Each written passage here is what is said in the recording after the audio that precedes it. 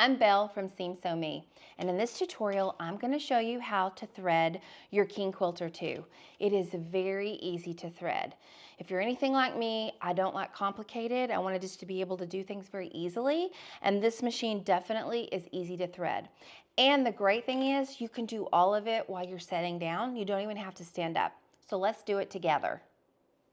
So the first thing you're going to do is you're going to take your thread. Now I use 40 weight Wonderfill thread for my quilting for the most time in the top and in the bobbin. So you're going to take it from the back to the front, and you're going to go through your first thread guide here. And then you have the 3-hole thread guide. Now with the 3-hole thread guide, you're going to want to make sure that you go through all 3 holes, and we go from back to front, back to front, back to front. The reason for this is this helps keep your thread from getting knotted as it goes through these tension discs. The only exception is if you use very delicate thread, maybe like silk or some other delicate threads. If that's the case, you'll try 2 holes, and if you're having any tangling, you'll just use 1. But normally in most cases, you're going to use all 3. So we're going to go from back to front and pull that through. And then I just kind of keep my finger here to keep it out of my way. Again, back to front, and then again, back to front. And you'll pull that through like that.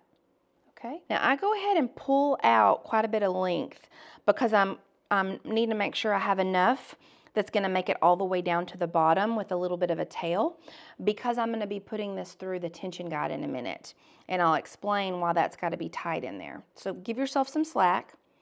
You'll come down through the next thread guide, and now you're going to go through these 2 tension discs. There's 2 discs there.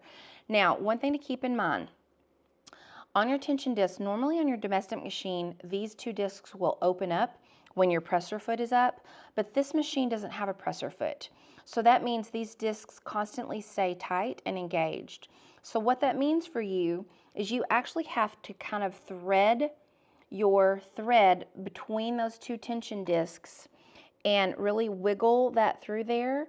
So I'm just going to kind of wiggle that so you feel it tight in there between those discs, and you'll feel the resistance. So make sure you get them well inside those tension discs. If you don't, you'll have looping on your quilt.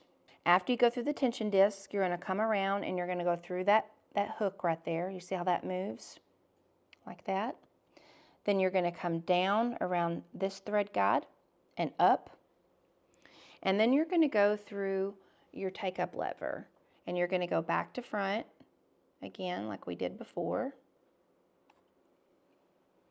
Make sure that stays there. Okay. And now we're going to come down through this thread guide, so you can loop it back behind here and then over that, so now it's nice and tight in there.